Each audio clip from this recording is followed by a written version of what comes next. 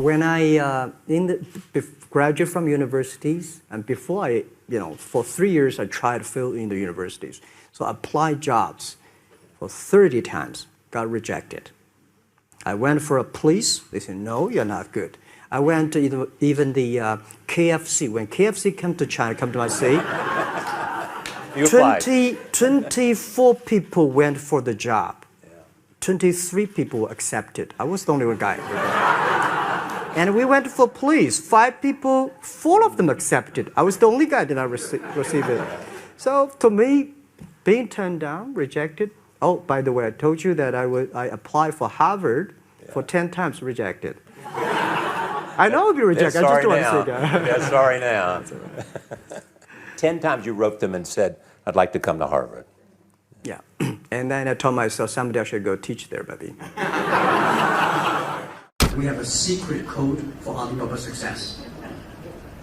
Just like Open Sesame is the secret code for Alibaba. The secret code for everybody is keep your dream alive, because it might come true someday.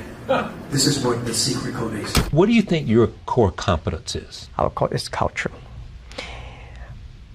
It's not the technology. I think technology is a tool. The core competence of our companies, we have 20,000. We grow from 18 people to now 20,000 young people. And we focus a lot on the value and the mission and making sure the culture, everybody work for helping others instead of just making money. People don't like it. So many people I talked to at that time for Alipay, they say, this is the stupidest idea you have ever got.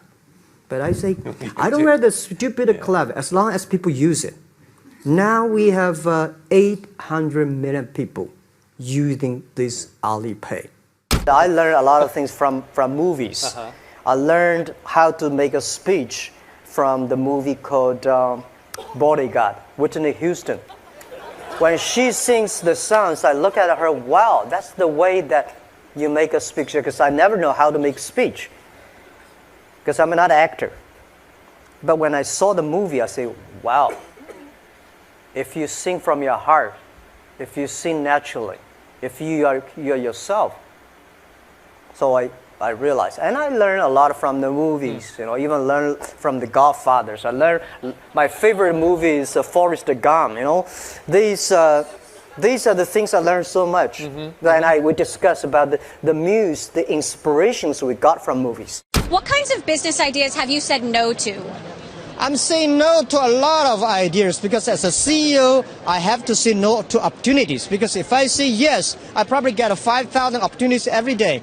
But whether yes or no, everything based on the mission that we're helping doing business easier. If it's on that, we will consider. If somebody come and say, we will, have this deal, we'll make a lot of money, I'm not interested. Why did you call it Alibaba? Alibaba? Well, when I started, I think internet is global. We should have a global name. And a name that, interesting, like at that time, the best name is Yahoo.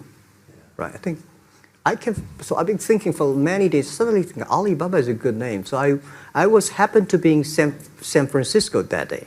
I did have a lunch, and the waitress came. I asked her, do you know about Alibaba? She said, yes. I said, what is Alibaba? She said, Open Sesame.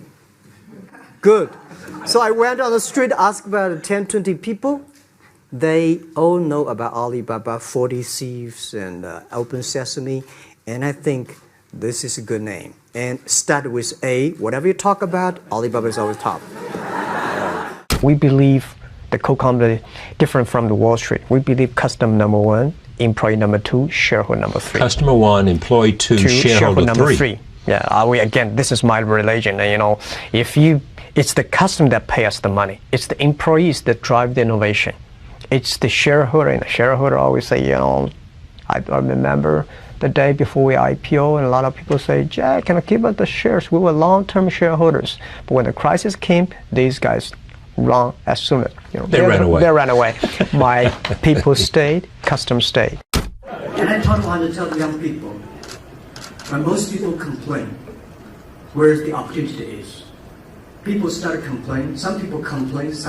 People start to change themselves, changing others. Where the opportunity is where the complaints are. where the trouble, where's the opportunity. And I always believe that. 而今天，我想把大家请过来，跟大家共同探讨以后至少5年、10年我们要做的事情。那么阿里巴巴我们将做成怎么样？我想，从黄页的时候我就提过，黄页所要瞄准的对象不是国内战略，而是国际战略。我们所有的竞争对手不在于中国，而在于美国的硅谷。如果说第一，我们把阿里巴巴定位，就把它作为国际站点，我们不要把它定位是国内站点。